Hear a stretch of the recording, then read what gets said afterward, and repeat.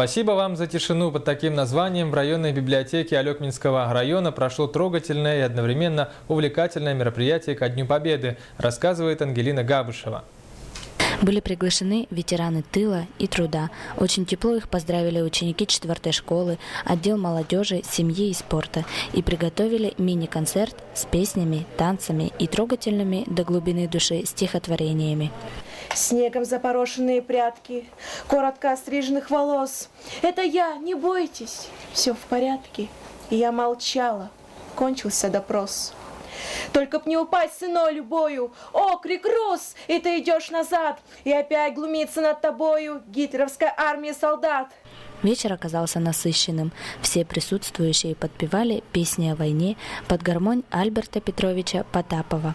Ведь в то самое тяжкое время именно гармонь поднимала дух нашим бойцам. Надо было бы присвоить звание Героя Советского Союза или Героя войны.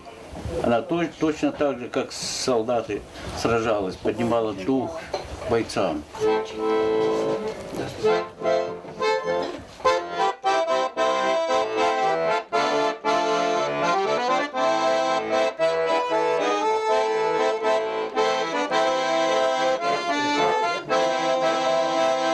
Ну а завершили теплый прием ветеранов и гостей коллектив «Красная гвоздика», который уже 45 лет живет и процветает, продолжая радовать почитателей своего таланта.